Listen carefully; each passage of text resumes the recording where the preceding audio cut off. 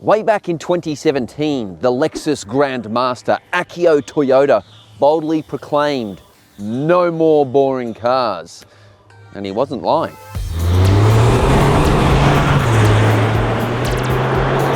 This is the Lexus LBX Morizo RR, which takes Gazoo Racing's bespoke 3-cylinder turbo petrol donk, wraps it in Lexus leather, and dials up the attitude to 11. This Lexus hot hatch is wider, lower, and more than twice as powerful as its hybrid donor car, the LBX. And it was approved by the same bloke who commissioned the Lexus LFA supercar. Yep, old mate Akio. But Aussie buyers, brace yourselves. We're only getting the automatic transmission here. And yeah, I've got a few thoughts on this, so come with me and let's discuss.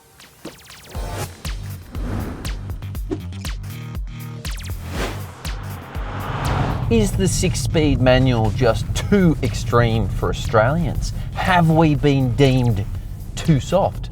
I mean, it's offered overseas. Why not here? I'm sure that we can handle this situation maturely, just like the responsible adults that we are. Isn't that right, Mr. Poopy Pants? Look, I get it. Aussies don't really buy manuals anymore. And how's this for a fun but sad fact? In 2024, just 1.5% of passenger cars came with a manual transmission in Australia. If you add utes, vans and SUVs to that figure, it rises to 3.5%, which is more, but it's still a minuscule amount of the overall new car sales in Australia. And it's clear that Aussies don't buy manuals. They are rarer than cheap coffee in Melbourne. But here's the twist. In performance cars like this, manuals are far more popular. Take the Toyota 86, their Subaru BRZ, the Mazda MX-5. More than half of those vehicles sold in Australia are bought with manuals. 50+%, a little bit different to that 3.5%. Dive a little deeper, get a bit more granular, and the Toyota Supra, 60% of those sold in Australia are manuals. The new Nissan Z, 70% are manuals. So, why has Lexus denied Aussies the chance to buy a manual transmission in this performance car, which has been designed from the outset to be a bona fide driver's car? I mean, Morizo RR, Akio Toyoda. Well, it comes down to the raw numbers. Customer demand is not there, and so a decision is made. But I don't know, I still find myself reaching for the stick shift, going for the clutch pedal. It's agonizing, but I digress. This turbo pocket rocket ain't cheap, costing more than $80,000 to get it on the road. That's $30,000 more than the base LBX versions. But that's not a bad thing, as it comes stacked with standard equipment. Warranty provisions are run-of-the-mill with 5 years backing, and you get 3 years roadside assistance. Service cost, not cheap. Could we have the money now? There's more visual drama here than the regular LBX too. Starting with these wider hips, they're just gorgeous. So overall, this Morizo sits 15mm wider and crouches 10mm lower, and it comes with much stiffer suspension as well. The red paint, rich ruby in Lexus speak, looks pretty cool with the black accents. Black roof, black detailing, black side skirts, and the dark shaded wheels. Speaking of which, the 19-inch forged aluminium rims are shod with wider, sportier tyres. These are Continental Sport Contact 7. Plus, the brakes have been upgraded as well. You get 2-piece ventilated 356mm front disc brakes with 4 piston monoblock calipers up front and 281mm rear rotors with single piston calipers. It also gets double wishbone rear suspension, which is better than the less sophisticated solid beam rear axle. Torsional rigidity has been improved as well, with increased body panel thickness and a few other tweaks. More than 200 extra weld points in the body and beefed up underfloor bracing make this vehicle stiffer than stale sourdough. And you also get the Morizo RR badge. But what exactly does Morizo RR mean? I'm glad you asked. Well, Morizo is the alias used by Akio Toyoda on the racetrack, while RR stands for Rookie Racing, the name of his racing team. This is the G16E GTS, a teeny tiny 1.6 litre, 3-cylinder, turbocharged, intercooled petrol engine. Now, it's a bespoke power plant built by GR, or GR Racing, which is essentially Toyota's race team. And despite its small size, it pumps out a lot of mumbo. This has got lots of cool motorsport-inspired elements, such as an aluminium block, it's got an alloy cylinder head, it's got lightweight crankshaft, lightweight pistons, and even hollow camshafts. But this isn't just raw Toyota GR power. Lexus has put a little bit of its own signature on this powertrain, so it's a little bit more refined and it fits in with the whole Lexus ethos just a little bit better, and it is an impressive unit. Interestingly, it doesn't have quite as much sizzle as the GR Corolla and GR Yaris, which is sold by Toyota, and that's because this one has a petrol particulate filter. So a little bit less power, but a little bit friendlier to the environment. If you were expecting racing harnesses, bucket seats, and acres of carbon, you won't find it here. This little chappie is channeling more of a daily driven thrill seeker vibe rather than being a racetrack rarity. I mean, honestly, it would be lots of fun on the racetrack, but yeah, this is more about a little bit more comfort than just pure, hard, raw performance. Instead of completely overhauling the cabin, the subtle but sporty upgrades very much keep to Lexus doctrine. So, the front seats are form-fitting rather than track day tight, with comfy cushioning plus heating and power adjustment, but only for the driver.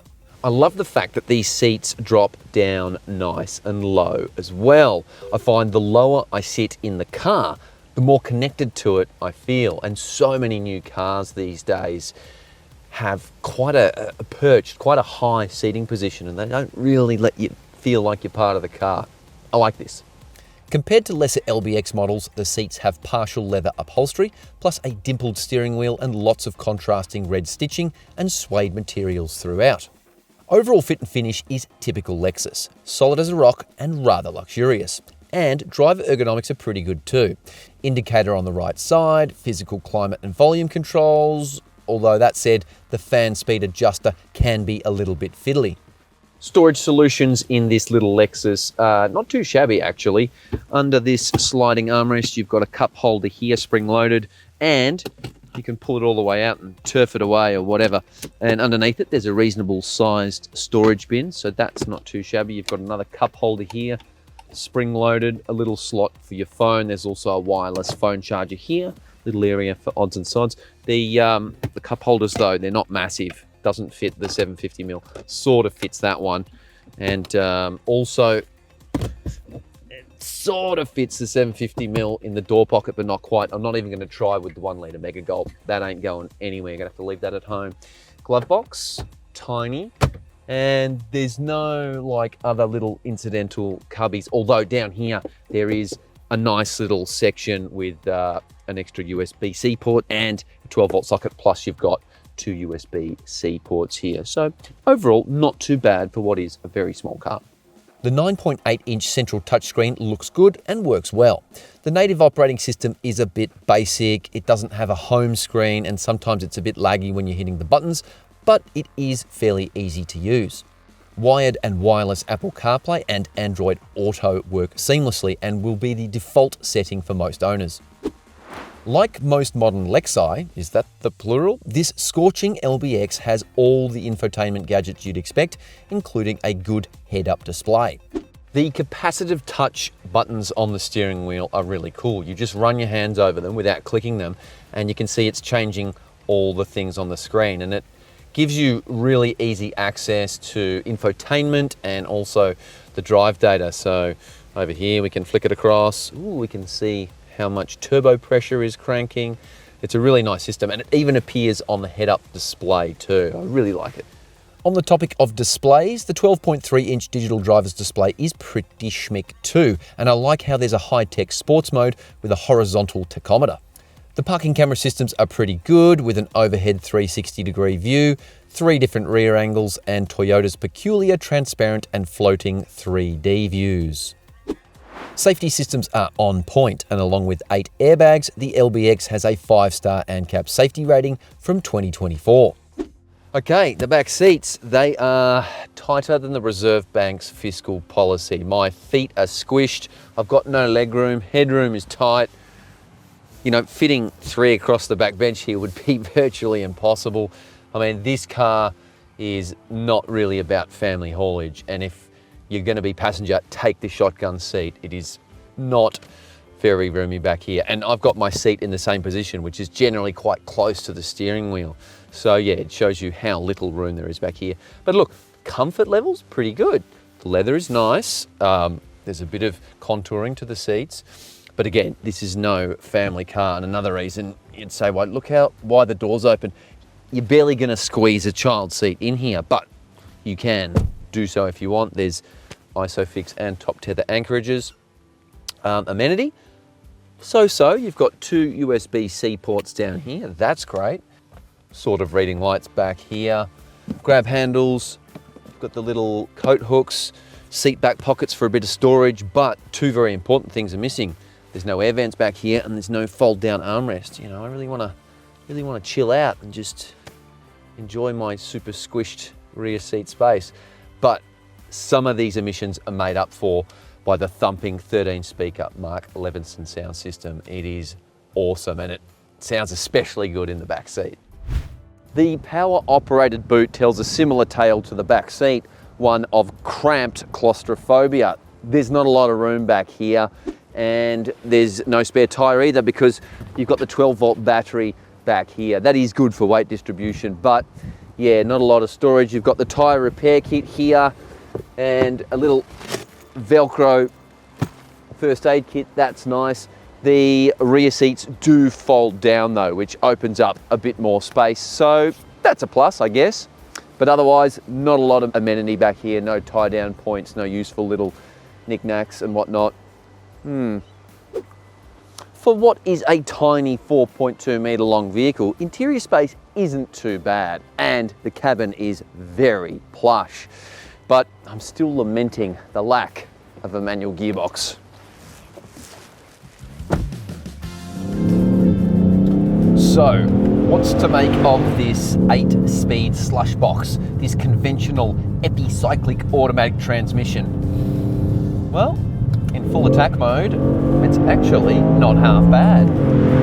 While the paddle shifters feel a little bit cheap and make a bit of a crappy clicking sound, they do give you excellent control over engine revs. Not bad. It might not have the rapid-fire snappiness of a dual-clutch gearbox, but it upshifts swiftly when you're going at it hammer and tong, and it's pretty intuitive on downshifting when left to its own devices. Downshifts also blip the throttle, which is pretty cool, adding a bit of drama to the drive. But you'll want to be in sport mode and the dedicated manual gear shift mode if you want the fastest shifts, as it can slur them a bit if not. And while I'm still yearning for a manual, I think most buyers will appreciate the extra bandwidth this automatic transmission provides. Across a broader range of driving scenarios, it's just easier to live with, and especially around town and in the city, you just slot it into drive and you don't really have to think too much. And it does a really good job at slow speed driving as well. It is quite good. The 1.6 litre turbo petrol triple is an impressive unit, and it gives the all-wheel drive bottle rocket an appealing blend of acceleration and acoustics. It is, without doubt, the star of the show, and for such a small capacity donk, it generates a lot of thrust. On paper, 390 Newton meters isn't much torque, but on the road it feels so much more muscular. You really never have to go in search of revs to find acceleration. And it backs up that fiery power plant with engaging dynamics. The stiffer chassis makes it feel agile, and it's really satisfying to pump through corners. It really does grip rather nicely. It's going to put a smile on your dial, let me put it that way. It's supposed to be a small SUV, but it handles more like a hot hatch. One of the real surprises is how well it masks its higher centre of gravity compared to the GR Yaris, and also how it hides that extra weight. But if you're going to drive quickly on tight and twisty roads, I would recommend chucking it in all-wheel drive mode, which locks the torque split front to rear 50-50. It's not a big deal, but because it defaults to a heavily front-biased torque split, 75-25, this can lead to power-on understeer. To put it another way, it always tips into corners faithfully and attacks the apex with gusto, but powering out of corners with lots of throttle can make it want to pull wide. Weirdly, there's a Torsen limited slip differential on the rear axle, but not the front. Steering feel is neither here nor there. It's a quick rack, which is good, but the brakes are super strong. They are very, very good. I really like the way they feel as well, good pedal modulation, and then they're not grabby either. Considering this has been designed as a genuine performance car, ride comfort is surprisingly good. I expected this to be a lot stiffer and a lot harsher. Sure, it's firm, but it's not going to ruin your spine. Combination of these nice soft seats and the tyre sidewalls, which are quite big for a sports car, 45 profile, help add a little bit more compliance there, a little bit more comfort. Refinement levels are so-so. This is not your traditional whisper-quiet Lexus. The wider and more aggressive tyres generate a fair bit of tyre roar. Lucky, you can drown it out with the Mark Levinson audio system. And how's this? You can also amp up the engine noise through the stereo as well. Technically, it's not fake because it's amplifying actual engine noise, and I personally don't mind it. I've got it on the high setting at the moment, so it's pretty loud when you give it a bit. But even when you turn it completely off, you can still get a little bit of a sense of that angry little 3-cylinder engine. It's pretty cool. When it comes to fuel efficiency, this car can be thirsty. Its small 50-litre fuel tank that requires expensive 98 octane fuel doesn't help, and my average 12 litres per 100 kilometres across fast and slow driving means roughly 400 kilometres per fill. That real-world figure is way higher than Lexus's claim.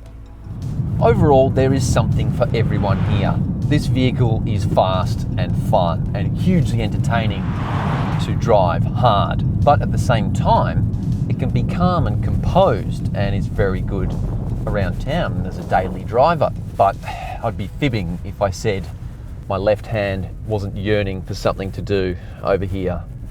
Bam, bam, bam, bam. Maybe I can't change gears that quick, but you get the idea. But the stats don't lie, and where almost 250,000 new car sales in Australia were manual transmissions in the year 2000, in 2023, that figure fell to just 15,000 vehicles. The fact of the matter is, demand simply is not there for manuals anymore. And while I honestly believe a manual transmission would make this vehicle even more edifying to drive, it's just not going to happen for us. I got to move on.